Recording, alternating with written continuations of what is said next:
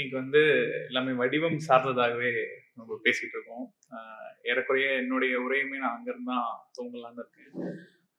ஒரு 2 வருஷத்துக்கு முன்னாடி நான் வந்து தெருக்கூத்து பள்ளியில வந்து ஒரு ஆசிரியர்கிட்ட பயில்றதுக்காக போயிருந்தேன். இப்போ வந்து சில மாதங்கள் பயிற்சிக்கு அப்புறம் தான் தெரிஞ்சது எனக்கு அந்த கலை என்னால அதை நிகழ்த்த முடியாது அப்படின்னு சொல்லிட்டு. அதுக்கு காரணம் வந்து அப்பதான் தெரிஞ்சது, முதல்ல அந்த கலையை வந்து பார்க்கக்கூடிய பயிற்சி அப்படின்றதே எனக்கு இல்லை அப்படின்னு சொல்லி. அப்புறம் இந்த நாட்டுப்புற கலையை தாண்டி கிளாசிக்கல் ஆர்ட் அப்படின்னு நம்ம சொல்லக்கூடிய எல்லாத்துக்குமே பிரதானமா இருக்கிறது என்ன அப்படின்ற கேள்வி வந்து எனக்கு முதல்ல வந்துச்சு. அதை புரிஞ்சுக்கிறதுக்கு இல்லை அதை அப்சர்வ் பண்றதுக்கு தேவையானது என்ன அப்படின்றத பார்க்கும்பொழுது வடிவம் அப்படின்ற ஒரு விஷயம் தான் வந்து எல்லாத்துலயுமே மேன்மை கொள்றதா இருக்கு. ஒரு ஒரு கர்நாடக சங்கீதத்தை நம்ம கேட்கும் பொழுது அதுல முக்கியமா இருக்கிறது வந்து என்ன, பாடகரா இல்ல பாடல் வரிகளா இல்ல வந்து அதோடைய வடிவமா அப்படின்றத பார்த்தா அதோட வடிவம் தான் அதை வந்து முக்கியமா தீர்மானிக்குதுன்றது தெரிஞ்சது. அப்போ இந்த வடிவத்தை வந்து எப்படி புரிஞ்சுக்கலாம் அப்படின்னு சொல்லி பார்க்கும்போது கிட்டத்தட்ட எந்த ஒரு ஆர்ட் ஃபார்முமே வந்து ஒரு கூம்பு மாதிரி மட்டும் ஒரு புள்ளியை நோக்கி போறதா நம்மளால வச்சுக்க முடியாது. ஏன்னா அப்படி கூம்பு போச்சுன்னா திருப்பி அது கீழே இறங்க தானே செய்யணும். அப்போ ஒரு மலை தொடர் மாதிரி தான், ஒரு ஒரு ஸ்பைக் மாதிரி தான், தொடர்ச்சியா ஒரு ஏற்றம் ஒரு இறக்கம் ஒரு ஏற்றம் ஒரு இறக்கம் இருக்கக்கூடிய கலை வடிவங்கள் தான் வந்து என்னைக்குமே நிலைத்தன்மை பெற்று திரும்ப திரும்ப வந்துட்டு இருக்கு. இப்போ நாவல் அப்படின்றது ஏன் ஒரு ஆர்ட் ஃபார்ம், ஏன் அது ஒரு கலை நிகழ்வு அப்படின்றத நம்ம பார்க்கும்போது அது இருக்கக்கூடிய வடிவம் தான் ரொம்ப ரொம்ப ரொம்ப முக்கியமான ஒண்ணு அப்படின்றத வந்து திரும்ப திரும்ப சொல்லணும். இந்த வடிவம் வந்து எங்க இருந்து ஆரம்பிக்குது, யார் எழுதி கொடுத்து வருது, இல்ல எங்க இருந்து அதுக்கான செக்லிஸ்ட் என்ன, இல்ல இந்த வடிவத்தை யார் தீர்மானிக்கிறா அப்படின்றது ஒண்ணு இருக்கு இல்லையா. சோ அதை பத்தி கொஞ்சம் விரிவா பேசணும் அப்படின்னு ஒரு எண்ணம் இருக்கு. ஸோ அதுக்கு முன்னாடி இந்த நாவலனும் கலை நிகழ்வுடைய புத்தகத்தை வந்து நான் ஒரு கதையா தான் புரிஞ்சுக்கிறேன். இது கிட்டத்தட்ட ஒரு நாவல் மாதிரி புரிஞ்சுக்கிறேன். இதுல ஒரு 3 கேரக்டருங்க இருக்காங்க. ஒரு கேரக்டரை வந்து நான் ஐடியலிஸ்ட் அப்படின்ற ஒரு வகைக்குள்ள வச்சிருக்கேன். இன்னொரு கேரக்டரை வந்து ஐரானிஸ்ட் அப்படின்ற ஒரு வகைக்குள்ள வச்சிருக்கேன். ஐரானிஸ்ட்னா முரண்வியலாளர்னு சொல்லலாம். அப்புறம் இன்னொரு கேரக்டரை வந்து என்னால தரமே பிரிக்க முடியல, வகையே பிரிக்க முடியல. அது ஒரு காட்டாறு, அது எல்லா பக்கத்துல இருந்தும் பிச்சுக்கிட்டு வரக்கூடிய ஒரு காட்டாறு. இப்போ இந்த கேரக்டருடைய ஒன்னொன்னா நான் கேரக்டர் இன்ட்ரோடக்ஷன் தரேன், அப்புறம் அந்த கேரக்டர் என்ன பண்ணுதுன்றதை பார்க்கலாம். அதுல இருந்து நம்ம நாவலுடைய வடிவத்தை நோக்கி நம்ம பயணிக்கலாம்னு நினைக்கிறேன். அப்போ இந்த முதல் கேரக்டர் நான் சொல்லக்கூடிய ஒரு ஐடியலிஸ்ட் அப்படின்ற ஒரு கேரக்டர் வந்து ரொம்ப மேன்மை பொருந்திய ஒரு கதாபாத்திரமா, வாழ்க்கையுடைய தேடல்கள் அன்றாடங்கள்ல இருந்து தப்பிச்சு ஒரு தேடலை நோக்கி போகக்கூடிய ஒரு கதாபாத்திரமா இருக்கக்கூடிய ஒரு கேரக்டரா இருக்கு. இந்த முரண்வியலாளர்னு சொல்லக்கூடிய ஐடியலிஸ்ட் அப்படின்ற ஒரு ஐரானிஸ்ட் அப்படின்னு சொல்லக்கூடிய ஒரு கதாபாத்திரம் வந்து எல்லாத்துலயுமே முரண்களை வந்து முரண்நகைகளை பார்த்து ஒரு வாழ்க்கையை வந்து ஒரு கேலி சித்திரமாகவே பார்த்து கொண்டிருக்கக்கூடிய ஒரு கேரக்டரா இருக்கு. அப்புறம் மூணாவதா சொல்லக்கூடிய கட்டற்ற காட்டாறு வந்து எல்லா நிலையிலுமே கொந்தளிப்பும் தத்தளிப்பும் ஒரு நிலையின்மையும், அதாவது நிலை பெற முடியாத ஒரு சிக்கலோட இல்ல நிலை எந்த பாயிண்ட்ல நிக்கலாம் அப்படின்றதோடய தேடிக்கிட்டே இருக்கு. இதுல முதல்ல சொன்ன நம்மளுடைய ஐடியலிஸ்ட் வந்து ஒரு இப்போ 3 கதையை சொல்றேன். அதுல வந்து இதுல யாரு எழுதியிருப்பா, அந்த இதுல என்ன பர்சோனாவோட நீங்க அதை தொடர்பு படுத்திக்கலான்றது உங்களுக்கு தெரியும். இந்த 3 கதாபாத்திரங்களுமே ஒரு கதை எழுதுன்னு வச்சுக்கலாம். முதல் கதையில வந்து ஒரு மருத்துவர் இருக்காரு. அந்த மருத்துவருடைய வாழ்க்கையை பத்தி இப்ப நம்ம பேசணும். அவருடைய பிறந்ததுல இருந்து அவர் இறக்குற தருணம் வரைக்கும் நம்ம ஒரு கதையா சொல்லணும். அதை வந்து ஒரு ஒட்டுமொத்த வாழ்க்கை, அந்த மருத்துவர் வாழ்ந்த கிராமம், இப்படி ஒரு கதை எழுதப்படுது. இது ஒரு நாவல் ஆகுது. இதை இந்த 3 கேரக்டர்ல ஒரு கேரக்டர் எழுதுது. அதுக்கப்புறம் இன்னொரு கதை இருக்கு. ஒரு பெரிய பிரபுக்களின் குடும்பத்துல 5 பெண்கள் இருக்காங்க. 5 பெண்களையுமே வந்து ஒரு வசதியான ஒரு பிரபு குடும்பத்துக்கு கட்டி கொடுக்கணும். அப்போ என்ன ஆகுதுன்னா, அதுல ஒரு பெண் வந்து அவளுக்கு பிடிச்சவளை கண்டுபிடிச்சிடுறா. இன்னொரு பெண் வந்து அவளுக்கு பிடிச்சவளை கண்டுபிடிச்சும் அவளோட இணைய முடியல. கடைசியா அப்படியே வந்து அந்த பிடிச்சவன் வந்து வேற எங்கெங்கயோ போய் அந்த பிடிச்சவன் மேல ஒரு தப்பான சித்திரம் வந்து அப்புறம் அந்த பிடிச்சவன்கிட்ட ஒரு மன்னிப்பு கேட்டு இல்ல அவனை புரிஞ்சு கொள்றக்கூடிய ஒரு முயற்சியில் எப்போதும் முடிவிலே இன்பம் அப்படின்ற மாதிரி அவங்களுக்கு உள்ள திருமணம் நடக்குது. இப்படி ஒரு கதை ஒரு கேரக்டர். ஒரு கேரக்டர் என்ன பண்ணுதுன்னா, தன்னுடைய தந்தை ஒரு கோபம் கொண்ட ஒரு தந்தைக்கு வந்து ஒரு 3 மகன்கள் இருக்காங்க. லெஜிட்டிமேட் சன்ஸ், அப்புறம் ஒரு இல்லிஜிட்டிமேட் சன் ஒருத்தன் இருக்கான். இப்ப இவங்க 3 பேர்ல 2 பேருக்கு தந்தையை பிடிக்காது, தந்தையை கொல்லணும் அப்படின்னு சொல்லி திட்டமிடுறாங்க. அப்போ அதுல வந்து தந்தை வந்து இறந்துடுறாரு. ஆனா இப்ப 4 பேர்ல தந்தை யாரு கொண்டு இருப்பா அப்படின்னு சொல்லி எழுதுது. ஸோ இது வந்து ஒரு கதை. ஸோ இப்படி இந்த 3 கதையுமே எழுதக்கூடிய பர்சோனா யாருன்னு ஓரளவுக்கு நம்ம மேட்ச் பண்ணா ஈஸியா பண்ணிட முடியும் நம்மளால இப்ப வச்சிருக்க ஐடியாஸ் வச்சு. ஸோ இப்ப நான் முதல்ல சொன்ன கதை வந்து முதல்ல சொன்ன ஐடியலிஸ்ட் பர்சோனா அல்லது ஐடியலிஸ்ட் உருவகம் வந்து யாரு அப்படின்னா தாராசங்கர் பானர்ஜி. அவரு வந்து ஆரோக்கிய நிகேதனம் அப்படின்னு சொல்லி ஒரு கதை ஒரு நாவல் எழுதுறாரு. அப்போ 2வது சொன்ன ஐரானிஸ்ட் வந்து யாருன்னா பிரைட் அண்ட் ப்ரீஜுடைஸ் எழுதின ஜேன் ஆஸ்டின் அப்படின்னு சொல்லக்கூடிய ஒரு நாவலிஸ்ட். 3வது சொன்ன அந்த காட்டாறு யாரு அப்படின்னா பிரதர்ஸ் ஆஃப் காமோசோவா எழுதின நம்முடைய ஃபியோதர் தாஸ்தோவ்ஸ்கி. ஸோ இப்போ 3 பேரை பத்தின விவரணைகளும் அவங்கள பத்தின வாழ்க்கையும் இல்லை அவங்களுடைய கலாபூர்வமான தருணங்களும் தான் இந்த நம்மளோட இதை வச்சுதான் நம்மளுடைய உள்ள போறோம், இந்த வடிவத்தை புரிஞ்சுக்கிட்டு போறோம். இப்ப நாவல் என்றால் என்ன அப்படின்றதுக்கு வந்து உலகம் பூரா பல டிஸ்கிரிப்ஷன்ஸ் அண்ட் இது எல்லாமே டெஃபினிஷன்ஸ் எல்லாமே கொடுத்துருக்காங்க. தமிழ்நாட்டிலுமே திரும்ப திரும்ப பெரிய பெரிய மாஸ்டர்ஸ் எல்லாமே அதுக்கு விவரணை கொடுத்துருக்காங்க. இதை நம்ம ரொம்ப இயல்பா எடுத்துட்டு போனோம்னா நாவல் என்பது வந்து ஒரு அழகியல் தருணமா, அழகியல் வெளிப்பாடா, இல்ல ஆர்டிஸ்டிக் எக்ஸ்பிரஷனா, அப்படின்னா ஒரு கதையா அப்படின்னு பாத்தீங்க, இல்ல வடிவமா அப்படின்னு பார்த்தா அது ஒரு பெர்ஃபெக்டான வடிவம் தான் அப்படின்றது தான் நம்ம சொல்ல முடியும். கிட்டத்தட்ட ஒரு ராகம் மாதிரி அந்த பேட்டர்ன் தான். அப்போ இதை யார் தீர்மானிக்கிறா அப்படின்னா, எதுக்காக தீர்மானிக்கிறாங்க அப்படின்னா, அதை எழுதக்கூடியவரே தான் அதை தீர்மானிக்கிறார். அந்த வடிவம் வந்து எங்கேயோ ஒரு இடத்துல நிலைத்தன்மை பெற்ற ஒரு வடிவம் கிடையாது. அது எழுதினவரே தீர்மானிக்கிறதுனால அதை மீறவே முடியாது. அந்த கதையை அப்படிதான் சொல்லணும். இப்போ உதாரணத்துக்கு ஆரோக்கிய நிகேதனம்ன்ற ஒரு நாவல்ல ஜீவன் மாஷாய் அப்படின்னு சொல்லி ஒரு மருத்துவர் இருக்காரு.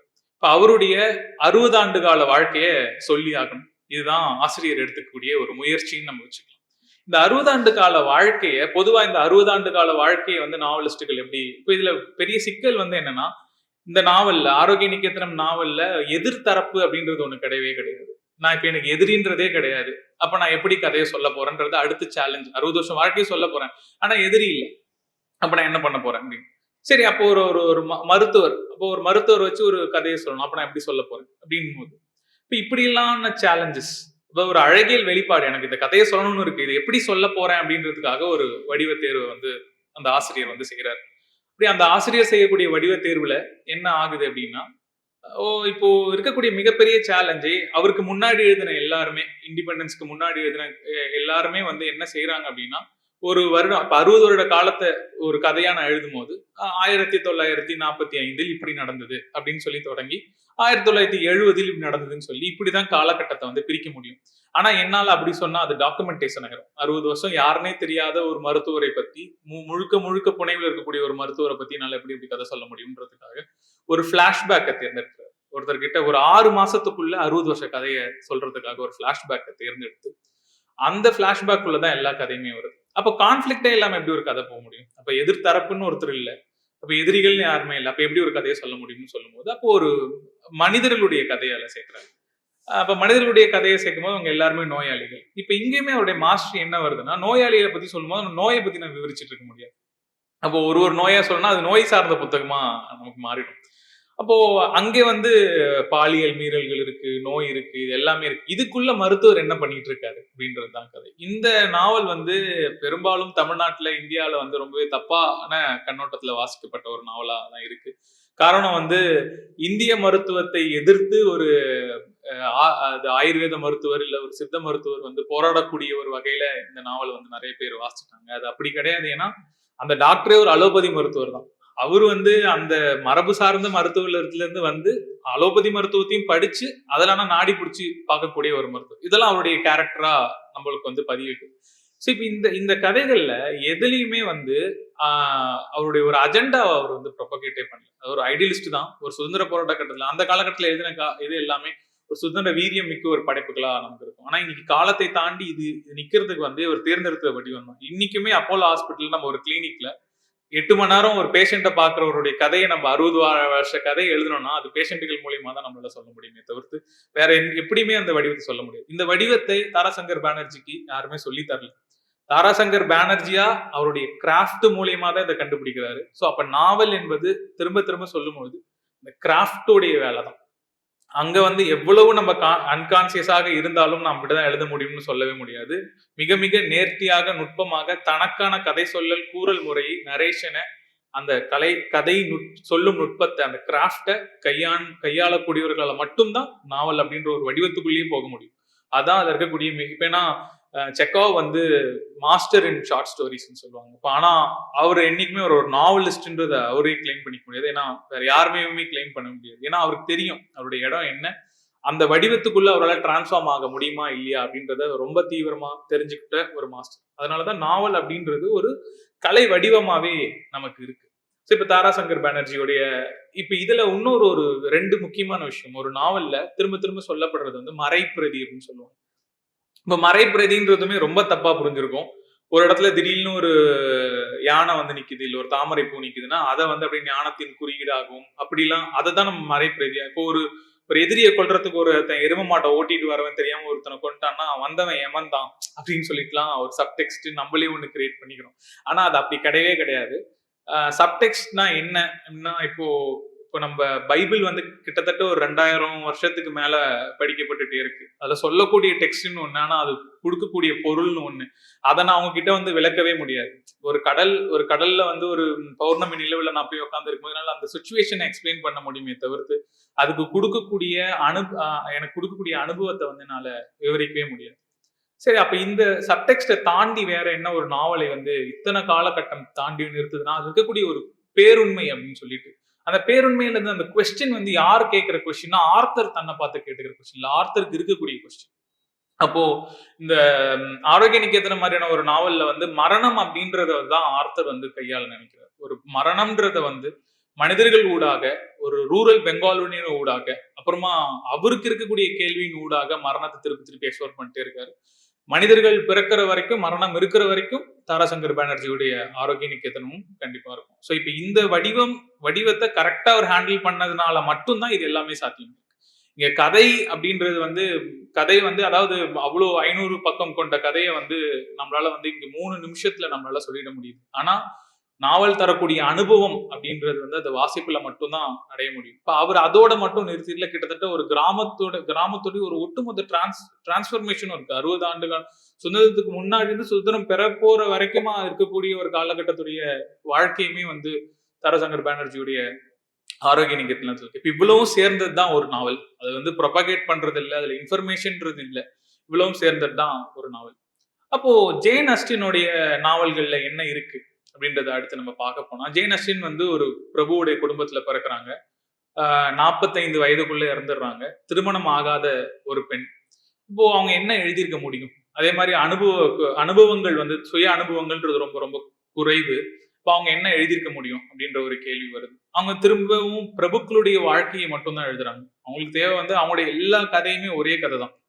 அதுல வந்து பாத்தீங்கன்னா கல்யாணம் ஆகாத ஒரு பெண் இருப்பா, ஏதோ ஒரு கான்ஃபிளிக்ட் நடக்கும், அப்புறமா வந்து கல்யாணம் லாஸ்டா நடந்துரும். அப்படிதான். அப்ப இப்படி இருக்கக்கூடிய வாழ்க்கையை தான் அவங்க வந்து எழுதுறாங்க. அதுல இப்ப பிரபுக்களுடைய குடும்பத்துல அவ்வளவு வேலை செய்யறவங்க இருக்காங்க. அதுல வந்து மேலும் கீழும் இருக்கக்கூடிய எல்லா வாழ்க்கை நிலையுமே இருக்கு. அவங்க சுத்தி அவ்வளவு இருக்கு. ஆனா அதை அவங்களால சொல்லவே முடியல. ஒரு இடத்துல கூட அவங்களால அதை சொல்லவே முடியல. அப்ப இந்த நாவலை நம்ம விலக்கி வச்சிடலாமா? இன்னைக்கு நம்ம கிட்ட இருக்க மீட்டர் நம்ம சொல்லக்கூடிய, இல்ல நம்ம கிட்ட இருக்க ஸ்கேல வச்சு பார்க்கும்போது, அப்போ இன்னைக்கு இருக்க ஒருத்தர் வந்து சொன்னார்னா ஜேன் அஸ்டின்லாம் என்னங்க ஒண்ணுமே எழுதலைங்க அப்படின்னு சொல்லக்கூடிய இடத்துலதான் நம்ம இருப்போம். ஆனா அப்ப இத வந்து அவங்க எப்படி ஹேண்டில் பண்றாங்க, எப்படி கையாளுறாங்க? அப்ப கதையே இல்ல அப்படின்னு நம்ம சொல்றோம். இப்போ ஒரு வார்த்தையிலே சொல்லிடுறோம். இல்ல நமக்கு எல்லாருக்குமே தெரிஞ்ச கதை. இங்க பெரிய சிக்கலே நம்ம தப்பிக்க நினைக்கிற யதார்த்த வாழ்க்கை இருக்குல்ல. நம்ம ஏன்னா ஒரு அடிப்படையா சொல்லணும்னா மனிதனுடைய அடிப்படை விளைவு அவன் இருக்கிறதுக்கான காரணமே வந்து செத்துராம எப்படியாவது வாழ்ந்துடணும்ன்றதுதான் அன்றாட கோலாவே இருக்கு அவனுக்கு. அதுக்குள்ள இருக்கிறது தான் நம்முடைய வாழ்க்கை. அப்போ வந்து நம்ம எதுல இருந்து தப்பிக்க நினைக்கிறோம்? அன்றாடத்துல இருந்து தப்பிக்க நினைக்கிறோம். அன்றாடத்துல இருந்து தப்பிச்சு ஏதாவது ஒரு இலக்கியங்களை உட்காந்துடக்கூடாதா அப்படின்ற ஒரு வாழ்க்கையில தான் நம்ம எல்லாருமே சிக்கிட்டு இருக்கோம்.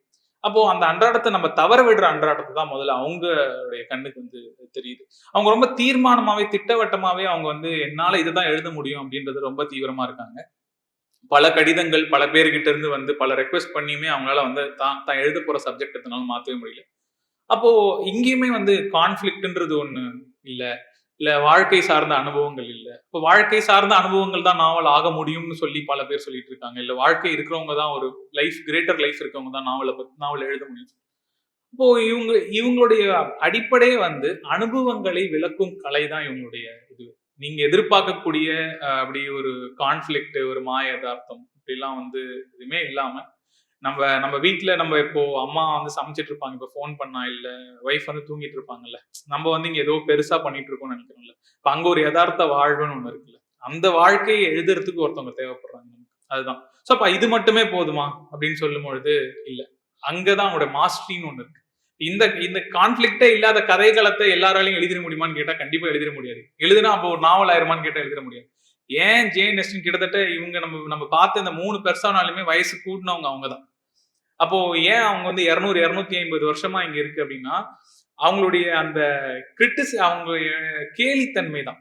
நம்ம ஏற்கனவே சொன்ன மாரி அவங்க சொல்லக்கூடிய இந்த பகடின்னு இருக்குல்ல, முரண் இருக்குல்ல, முரண் அவங்க கையாளுற விதம் தான். உதாரணத்துக்கு ஒரு இடத்துல வந்து அவங்க ஒரு கடிதத்துல எழுதுறாங்க.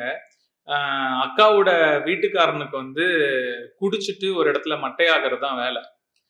அக்காவுக்கு வந்து குடிச்ச வீட்டுக்காரனை தேடி ஊர் ஃபுல்லா அலையறது தான் வேலை. இவங்க 2 பேருமே தெரிஞ்சு ஒரு கிச்சி கிச்சி விளையாட்டு மாதிரி தான் இதை பண்ணிட்டு இருக்காங்க. இதான் அவங்களோட இது அப்படின்னு சொல்லி. இப்ப இந்த ஒரு யதார்த்தத்தை வந்து அவங்க ஒரு முரணா முன்வைக்கிறாங்க. ஆனா இதுல இருக்கக்கூடிய ஒரு அவங்களுடைய இந்த யதார்த்தம் வந்து எந்த அளவுக்கு குரூரமாலாம் வந்து நாவல்ல வெளிப்படுது அப்படின்னு பாத்தீங்கன்னா, ஒரு பெண்மணிக்கு வந்து கரு கலைஞ்சிரும். அது வந்து என்ன சொல்லுவாங்கன்னா, அந்த கரு கலையறதுக்கான காரணம் அவங்க திகிலூட்டக்கூடிய விஷயத்தை ஏதோ பார்த்திருக்காங்க. அந்த அதிர்ச்சியில தான் கலைஞ்சிருக்கும்னு. அப்படின்ற சென்டென்ஸ் எழுதிட்டு அடுத்த சென்டென்ஸ் ஒருவேளை அது அவங்க கணவரை கொஞ்சம் க்ளோஸ் அப்ல பார்த்திருக்கலாம். அதனால கூட இருக்கலாம். அப்படின்னு சொல்லி அடுத்து ஒரு சென்டென்ஸ். அப்புறம் அதோட எதுனா இப்போ அவங்க வாழ்ந்த காலகட்டத்துல ஐரோப்பாவோட சுத்தி நிறைய போர் நடந்துட்டே இருக்கு. இப்போ வாரன் ஹேஸ்டிங்ஸ் சொல்லப்படக்கூடிய நம்ம ஊர்ல இருந்த பிரபுவா இருந்தவர் வந்து அவர் நெருங்கிய உறவினர்.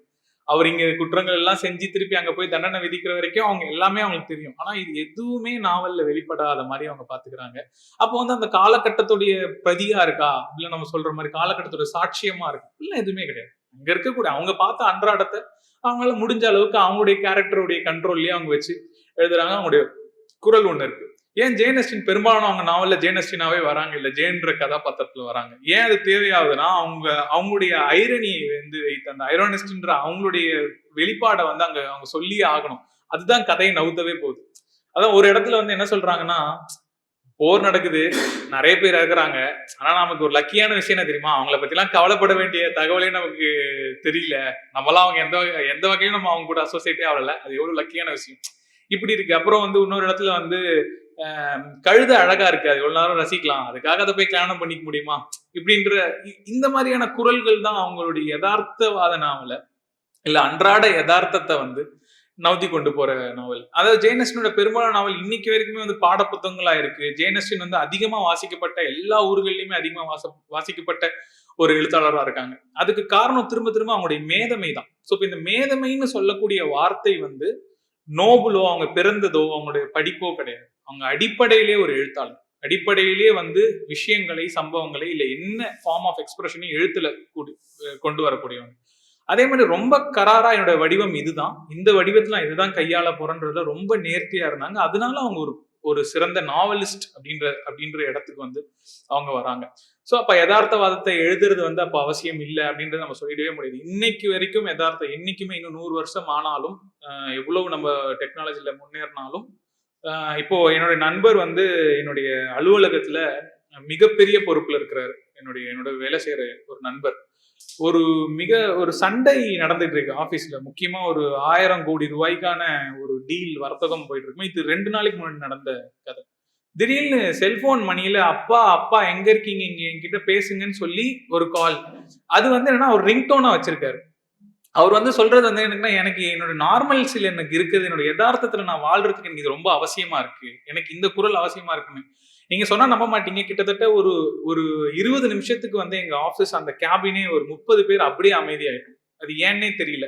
திருப்பியும் அந்த குரல் கேட்டோடனே எல்லாருமே சிரிக்க ஆரம்பிச்சிட்டோம். அந்த சிரிப்பு வந்து அதை எப்படி விவரிக்கிறதுன்றது தெரியல.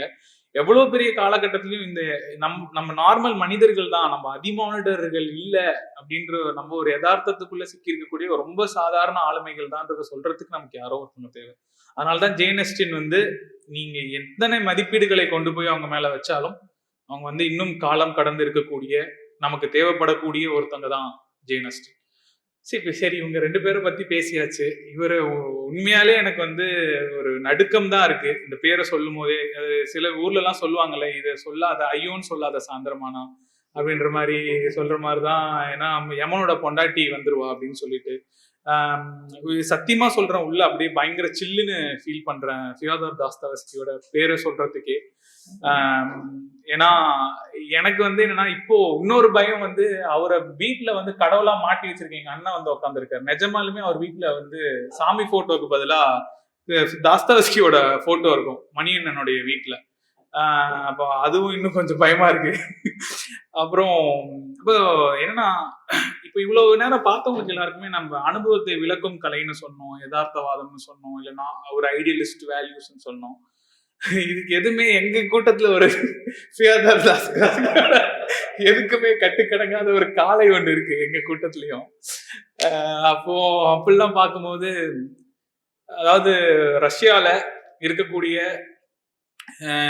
மிகச்சிறந்த ரைட்டர்ஸ் அல்லது அந்த காலகட்டத்துடைய மிக செல்வந்த ரைட்டர்ஸ், துர்க்னோல இருந்து டால்ஸ்டாய்ல இருந்து எல்லாரையுமே தாண்டி என்னைக்குமே எனக்கு என்னுடைய கருவறையில் இருக்கக்கூடிய ஒரு தெய்வமா இருக்கிறது வந்து தாஸ்தாவஸ்கி தான். ஏன்னா நம்ம எது பண்ணக்கூடாதுன்னு நினைக்கிறோமோ, எதுல இருந்து விலகி ஓடணும்னு நினைக்கிறோமோ, அது பாருன்னு சொல்லக்கூடிய ஒரு மச்சான் தான் நமக்கு. அப்படின்னு வேணாண்டான்னு சொன்னாலும் பரவாயில்ல வா மச்சான்னு சொல்லக்கூடிய ஒரு அவர் தான் தாஸ்தாவஸ்கி. அப்போ ரஷ்யால ஒரு தாழ்த்தப்பட்ட குடியில பிறந்து இருந்து கஷ்டப்பட்டு ஒரு ஒரு வேலைக்கு போய் அப்புறம் எழுதுறதுக்கு நான் எழுத்தாளன் தான் அப்படின்றது, ஒரு நாவலிஸ்ட் தான்றத ரொம்ப தீர்மானமா முடிவு பண்ணி அந்த வேலையை விட்டுட்டு அதுக்கப்புறமா வந்து ஒரு நாவல் எழுத ஆரம்பிச்சு அப்புறம் தான் ஒரு மிகப்பெரிய பொலிட்டிக்கல் சிந்தனையாளர்னு நினைச்சு அரசுக்கு எதிரான கருத்துக்கள் எல்லாம் கூறி அப்புறம் பொலிட்டிக்கலி வந்து ஒரு மரண தண்டனைக்கு உட்பட்டு ஜிலட்டின் பிளேடு முன்னாடி போய் நிக்கிறாரு கரெக்டா.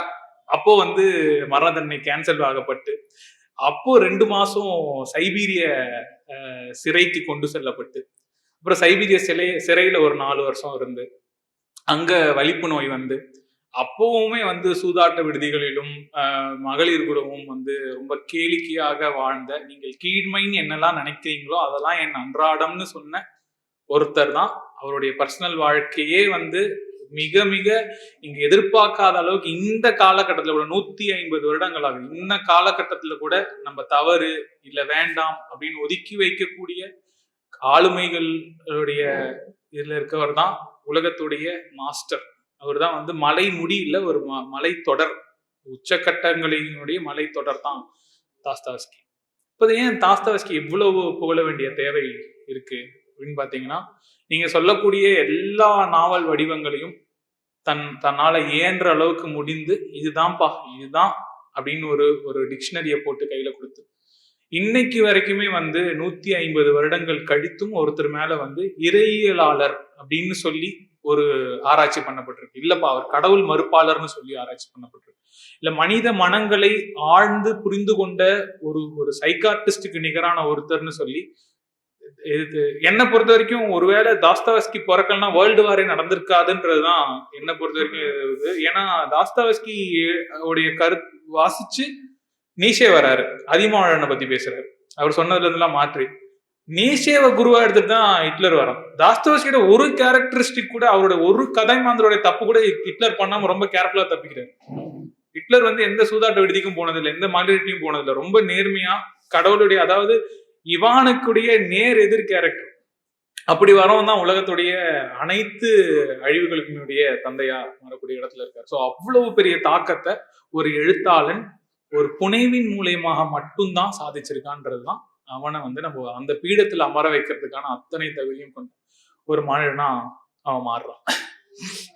அப்போ இப்ப நான் ஏற்கனவே சொன்ன மாதிரி தாஸ்தாவஸ்கி என்ன பண்றாருன்னா, அந்த காலகட்டத்துல இந்த காலகட்டம் வரைக்கும் நம்ம கிரைம் நாவல், த்ரில்லர் நாவல்னு அப்படி ஒரு புறங்கையெல்லாம் தள்ளி விட்டு இருக்கிறதுலே சீப் கேட்டகரியில் நம்ம வைக்கக்கூடிய ஒரு நாவல் இருக்குல்ல, பல்ப் ஃபிக்ஷன் சொல்லிட்டு, அந்த நாவல் அந்த கதைகள்ல தான் சாதிச்சு காமிச்சிருக்காரு. வேற எதுலையுமே இல்லை.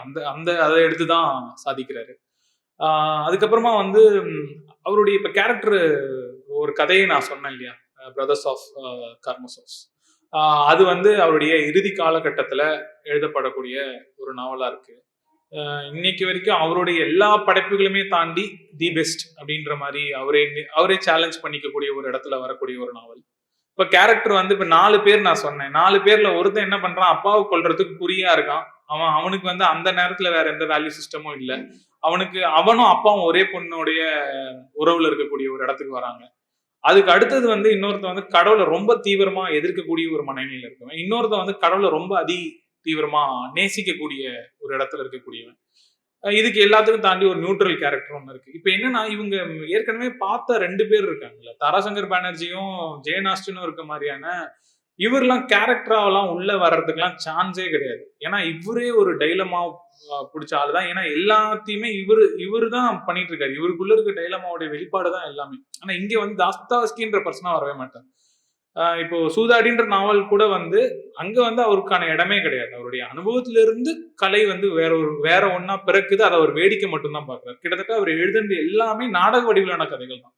அது அப்படியே ஒரு ஒரு ஒரு ஒரு ஸ்கிரீன் பிளே, ஒரு உச்சக்கட்ட ஸ்கிரீன் பிளேக்கான இதுதான். ஸோ இது யாருமே அவருக்கு சொல்லி தரல. ஏன்னா அவ்வளவு பாவப்பட்டவனுக்கு வந்து யாருமே சொல்லி தந்திருக்க முடியாது. ஏன்னா அவனே அவனுக்கு மாஸ்டர். அப்படிதான் வந்து ஒரு இடத்துலயுமே வந்து வந்துகிட்டே இருக்காரு. இப்ப இப்படி வந்துகிட்டே இருக்கும்போது இப்ப இவருக்கு என்ன பிரச்சனை அப்படின்னா, இவருக்கு கடவுள் நம்பிக்கையும் இருக்கு ஒரு பக்கம், கடவுள் இல்லைன்ற நம்பிக்கையும் இருக்கு. அப்போ இவருக்கு வந்து கிரைஸ்ட் பக்கம் போறதா இல்ல நான் நம்புற ட்ரூத் பக்கம் போறதான்றதுல ஒரு ஆசிலேஷன் இருந்துகிட்டே இருக்கு. ஆனா கடைசி வரைக்கும் கிரைஸ்டும் ட்ரூத்தும் ஒண்ணுதான்றதை அவரால் ஏத்துக்கவே முடியல. இந்த பேசிக் கொஸ்டின் வந்து ஒரு ஒரு ஆத்தர் கிட்ட இருந்ததுனாலதான் இவ்வளவு ஒரிஜினலான படைப்பு. இன்னைக்கு வரைக்குமே வந்து இந்த நம்ம சொன்னோம்ல மறைப்பிரதி சப்டெக்ஸ்ட்னு சொல்லிட்டு, இன்னைக்கு வரைக்கும் கிட்டத்தட்ட 175 வருஷத்துல தாஸ்தவஸ்கியோட புனைவில இருந்து வெளிப்பட்ட கேரக்டர்ஸ் உடைய வார்த்தைகளை வந்து எந்த இடத்துலயுமே டினை பண்ண முடியாத அளவுக்கு அது ஒரு கோட்பாடுகளா மாறிட்டு இருக்கு. வெறும் ஒரு புனைவு எழுத்தாளர்னு நம்ம வெறும் ஒரு புனைவு எழுத்தாளர்னு சொல்லக்கூடிய எத்தனையோ பேருடைய இது வந்து பெரிய ஒரு மேதை அப்படின்ற ஒரு இடத்துல வந்து இப்ப நான் சொன்ன எல்லாமே இதுல பொருந்தும். இந்த இடத்துல அந்த பிறவி மேதமை இருக்கா? தாஸ்தாவஸ்கி ஒரு பிறவி மேதை தான். இந்த கலையை அவருடைய கண்ட்ரோல்லே வைத்து எழுதக்கூடிய ஒரு பிறவி மேதை தான். அதுல எந்த விதமான சந்தேகமே இல்லை. அப்போ இப்போ ஒண்ணுமே இல்லை. அவர் ஒரு கதாபாத்திரத்தை படைக்கிறாரு. இப்ப இவான் அப்படின்ற ஒரு கதாபாத்திரத்தை படைக்கிறாரு. அவன் வந்து கடவுள் மறுப்பை வந்து பயங்கர தீவிரமா பேசுறான். அது வந்து ரஷ்ய வட்டங்கள்ல ஒரு பெரிய அதிர்வலைகளை ஏற்படுத்துது. நண்பர்களுக்கு உடனே கடிதம் போடுறாரு, இந்த இவான் இப்படி பண்ணிட்டான்டா, அடுத்த எபிசோட்ல நான் அவனை எப்படி காலி பண்றேன் பாரு அப்படின்னு அவர் சொல்றாரு. அதே மாதிரி இந்த வடிவத்தை அவர் வந்து கிட்டத்தட்ட அவருடைய ஹேபிட்டே என்னன்னா, வடிவம் வர வரைக்கும், அவருடைய வடிவம்னு இது சொல்லப்படுற வடிவம் வர வரைக்கும் எல்லா டெக்ஸ்டையும் எரிச்சிருவார், இல்ல கிழிச்சு போட்டுருவார். இதோ 6 வாட்டி 8 வாட்டி 10 வாட்டி இப்படி எல்லாமே தானே தனக்கு ஒரு மாஸ்டர் கிரிட்டிக் அண்ட் மாஸ்டர் எடிட்டரா இருக்கக்கூடிய காலகட்டம். அப்போ இருந்து அவருடைய செலவினங்கள் எல்லாமே அதிகம். அவ்வளவு துயர்லையுமே தான் வந்து பண்ணிட்டு இருக்காரு. இப்போ கூட யாரும் நண்பர்கிட்ட கேட்டீங்கன்னா, ஏன் தோழர் நாவல் எழுதலன்னா, இல்ல தாத்தாக்கு உடம்பு சரியில்லை அதனால நாவல் எழுத முடியல தோழர் அப்படின்னு சொல்லிட்டு இருக்கக்கூடிய காலகட்டத்துல எல்லாத்தையுமே தாண்டி எனக்கு அவரு பாரதி புதுமை பித்தன் எல்லாமே ஒன்னதான் தெரியுறாங்க. ஏன்னா அவ்வளவு துயர்லையும் எத்தனை கோடி இன்பம் வைத்தா இறைவான்றதுதான் அவன் பாடக்கூடிய ஒரு வரான். ஸோ அந்த இடத்துலதான் வந்து தாஸ்தாவஸ்கியுமே இருக்காரு. எந்த இடத்துலயுமே அவரை நம்ம ஒரு இடத்துல கூட மீற முடியாது, நீங்க குறைச்சு பேசவே முடியாது. இந்த நாவலுடைய தி பெஸ்ட் நாவல் அவர் தான் அப்படின்னு சொல்லி அப்படிதான் அந்த கேரக்டர் எனக்குள்ள பதியுது. ஸோ அப்போ அதுக்கப்புறம் இப்போ தாஸ்தாவஸ்கியை பத்தி இப்ப இன்னைக்கு காலையில கோயில் போயிருந்தேன். எங்க குடும்பத்துடைய ஒரு தொடர்புடைய ஒரு கோயிலுக்கு போயிருந்தேன், ஒரு முருகர் கோயில். அங்க இருக்கிற ஒரு அர்ச்சகரை வந்து அன்பனிஃபா அகரன்லாம் ஏற்கனவே இன்ட்ரடியூஸ் பண்ணியிருக்கேன், பார்த்திருக்காங்க. அவர் வந்து ஒரு இன்ஸ்பெக்டரா இருந்தவர் 60 வயசு வரைக்கும். முக்கியமான எல்லா ஸ்டேஷன்கள்ல கிரைம் பிரான்ச்ல இன்ஸ்பெக்டரா இருந்தவர். அவர் வந்து லாஸ்ட் ஒரு 15 வருஷமா முருகன் கோயில்ல வந்து இது பண்றாரு. அவ்வளவு கீழ்மைகளையும் அவ்வளவு அன்றாட அலைச்சல்களையும் எல்லாத்தையும் பார்த்து முடிச்ச ஒருத்தராலதான் முருகர் கோயில்ல உட்காந்து உபாசனை பண்ண முடியுது. என்னை பொறுத்த வரைக்கும் இலக்கியம்ன்றது வந்து ஒரு மிகப்பெரிய உபாசனை தான். அதுல வந்து மாற்று கருத்தே இல்லை. அது நம்ம மொழிக்கு பண்ணக்கூடிய, மொழின்ற தெய்வத்துக்கு பண்ணக்கூடிய அன்றாட உபாசனை. அதுல இருந்து நீங்க வந்து விலக்கி வைக்கக்கூடிய எல்லாமே கலையாக்க முடியும் அப்படின்னு சொல்லக்கூடியவன் தான் ஒரு மாஸ்டர். உங்களால எதிர்பார்க்க முடியாத இடத்துல ஒரு உச்சகணத்துல இருந்து பேசுறதுதான். ஏன்னா தாஸ்தாவஸ்கியுடைய படைப்பை வந்து நான் இப்ப சொன்ன எல்லாத்துலயுமே நீங்க சொல்ற அந்த மறைப்பிரதி, அதுல கிராஃப்ட், நீங்க எத்தனை மீட்டர் வந்தாலும் இல்லை இன்னும் கண்டுபிடிக்காத ஸ்கேலை கொண்டு வந்தாலும் அங்க நீங்க மெஷர் பண்ணீங்கன்னா எல்லாமே இருக்கும். ஸோ அப்படிப்பட்ட ஒரு ஜீனியஸ் தான், ஆர்ட் ஜீனியஸ் அப்படின்னு சொல்லலாம். அப்புறம் சரி, இது ஏன்னா எனக்கு என்னமோ இந்த 3 பேரையும் இப்போ இந்த 3 பேருமே கதை மாந்தர்களை நான் சொல்லிட்டேன் இல்லையா? இப்ப இந்த 3 பேர்ல எனக்கு யார் பிடிக்கும் இல்லை, என்னோட ஜஸ்டிபிகேஷன் என்ன, இந்த நாவல் என்னும் கலை மரபுன்றது என்னை பொறுத்த வரைக்கும் ஒரு நாவலா தான் நான் கதையா சொல்லிட்டு இருக்கேன். ஸோ அப்படி இருக்கும்போது இதுல எனக்கு யாருன்னா ஜெயின் அஸ்டின் வந்து ஒரு ஒரு பிரபுவோட குடும்பத்துல பிறந்து அவங்களுடைய போதும் என்னுடைய வாழ்க்கை இதான் லைன், இதுக்குள்ள நான் விளையாடுவேன் அப்படின்னு கட்டம் போட்டு விளையாண்ட ஒரு ஒரு ஆர்டிஸ்ட்னா, அவங்களுக்கு மேல ஒருத்தர் வந்து என்ன பண்றாருன்னா, இந்தியா அவ்வளவு சுதந்திர போராட்ட காலகட்டத்துல தன்னுடைய படிப்பை விட்டுட்டு சுதந்திர போராட்டத்துல போராடி, அதுக்கப்புறம் அதெல்லாம் அந்த கருத்துக்கள் எல்லாம் தூக்கி போட்டு, அப்ப அதெல்லாம் தன்னுடைய நாவல்ல வெளிப்படுத்தணும், அப்படிலாம் எதுவுமே பண்ணணும்னா அவருக்கு ஒரு அவசியமே கிடையாது அவருக்கு.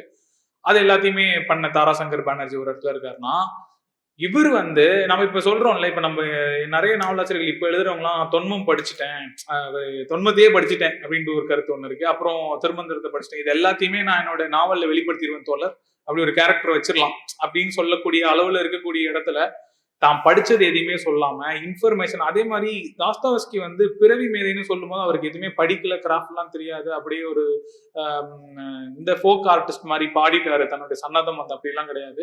அந்த காலகட்டத்துல வாழ்ந்த எல்லா ரஷ்ய எழுத்தாளர்கள்ல அதிகமா படிச்ச, ரொம்ப தீவிரமா படிச்ச ஒரு ரைட்டர் தான் வந்து தாஸ்தாவஸ்கி. ஸோ இப்போ இவங்க எல்லாருமே இப்படிதான் நல்லா ரேட் பண்ண முடியுது. அப்போ சரி, இது எல்லாத்தையுமே வச்சு பார்க்கும்போது எனக்கு நானே இந்த புக்கை மூடி வைக்கும் போது எனக்கு இப்படிதான் தோணுச்சு. சரி, இதை சம்மரைஸ் பண்ணி எனக்குள்ள நான் யோசிக்கணும்னா இது என்ன அப்படின்னு சொல்லி யோசிக்கும் போது, உலக தொன்மத்துல ஔரா போரஸ் அப்படின்னு சொல்லி ஒரு ஒரு சித்திரம் இருக்கு. அது வந்து உலகத்துல எல்லா இடத்துலயுமே அந்த அந்த சிற்பம் இருக்கு. நம்ம ஊர் கோயிலுமே அந்த சிற்பம் இருக்கு. ஏறக்குறைய எல்லாருமே பார்த்திருப்போம். அது வந்து தன்னை தான் விழுங்கும் பாம்பு, அதாவது ஒரு இன்ஃபினிட்டி சிம்பிள்ல இருக்கும், தன்னை தான் விழுங்கக்கூடிய ஒரு பாம்பு. இவங்க எல்லாருமே ஏறக்குறைய அப்படிதான். இப்போ வந்து இப்போ இருக்கக்கூடிய சைக்காட்ரிஸ்ட், இப்போ இவரெல்லாம் வந்து கால் எங்கெல்லாம் வந்து என்ன சொல்றாருன்னா, கான்சியஸை அன்கான்சியஸ் விழுங்குறதும், அன்கான்சியஸை கான்சியஸ் விழுங்குறதும் இப்படிப்பட்ட ஒரு இதுவா கூட இருக்கலாம் அப்படின்னு சொல்லக்கூடிய ஒரு இடமா இருக்கு. இப்போ தாஸ்தாவஸ்கி மாதிரியான ஒரு ஆளுமை வந்து அத்தனை அதல பாதாளக்குள்ளத்தையும் போயிட்டு வந்து உலகை சுற்றிய ஒரு பாம்புனா, அது வந்து இறுதியில தன்னைத்தான் உண்டுதான் இது எல்லாமே, இந்த இத்தனையுமே வந்து நமக்கு சொல்லியிருக்கு. அதனாலதான் அது வந்து ஒரு இன்ஃபினிட்டியா நம்ம முன்னாடி ஒரு ஆர்ட்ல, நாவல்ன்ற ஒரு ஆர்ட் ஃபார்ம்ல இன்ஃபினிட்டின்ற ஒரு இடத்துல நான் வைக்கக்கூடிய ஒரு இடமா வந்து தாஸ்தாவஸ்கி இருக்கிறதுக்கான காரணம் வந்து அதுவாதான் இருக்கு. இன்னொன்னு வந்து எனக்கு அதான் நாவல் எழுதணும், இல்ல நாவலை பத்தி நம்ம அணுகணும்ன்றனாலே நம்ம இந்த மாதிரி ஆரா போரஸா தான் மாறணும். நம்மளோட கான்சியஸ் எல்லாத்தையுமே நம்ம உண்டு முடிச்சுட்டு அப்புறம் அன்கான்சியஸ்ல இருந்து வெளிப்படும் போது அதுதான் நாவல்னு நம்ம சொல்லும் போதெல்லாம் ஒரு வாட்டியும் கட் பண்ணி நம்ம தலையை நம்மளே தின்னுக்கிட்டா மட்டும்தான் நம்மள பெஸ்டான ஒரு இடத்துக்கு போக முடியும் அப்படின்னு சொல்லி நினைக்கிறேன். இதுல பர்டிகுலரா பி.கே. பாலகிருஷ்ணனை பத்தி சொல்லணும்னா, கிட்டத்தட்ட 1960 இருந்து 67 2 பதிப்பு வந்த புக் இது. இன்னைக்கு கிட்டத்தட்ட ஒரு 60 வருஷம் தாண்டி நம்ம பேசிட்டு இருக்கோம். ஒரு கருத்து கூட ஒரு லிட்ரரி கிரிட்டிக்கா எக்ஸ்பயரே ஆகல.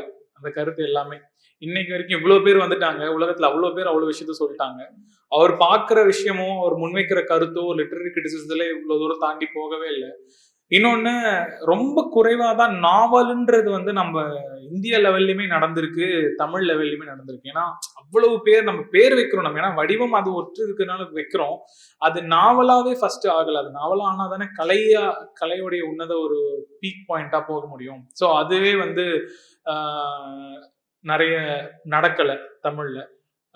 ஸோ என்னை பொறுத்த வரைக்கும் இப்போ வந்து பாத்தீங்கன்னா, இப்போ தாஸ்தாவஸ்கி அதிக படிக்கப்பட்டதுக்கான ஒரு காரணத்துக்கு வேண்டி இருக்க ரீசன் வந்து ஒரு கடவுளை நிறைய மறுத்து பேசியிருக்காரு அப்படின்னு சொல்ற கருத்துனால வந்து அவரெல்லாம் பரவனாங்க. ஆனா அதோடைய பேரலா வந்து அவர் கடவுளுடைய உன்னதங்களை பத்தி பேசின ஒரு கலைஞனாவும் ஒரு பக்கம் பார்க்கப்பட்டிருக்காரு. இந்த டுவாலிட்டி தான் தாஸ்தாவஸ்கி. இந்த என்றைக்குமான ஊசலாட்டம், அவருடைய என்றைக்குமான ஊசலாட்டம் அவர் மறைந்து 150 வருடங்கள் கழித்து ஒரு படைப்பின் வழியாக வெளிப்பட்டு கொண்டே இருக்குது. ஒரு இம்மாரலா இருக்கிறாரு, ஒரு ஆரபோரஸா இருக்காரு. அப்படிதான் ஒரு நாவலிஸ்ட் எழுந்து வரணும்னு நினைக்கிறேன் தமிழ்ல. அப்படிப்பட்ட படைப்புகள் தான் ஒரு நாவலிஸ்ட் தமிழ்ல கொடுக்கணும்ன்றது நினைக்கிறேன்.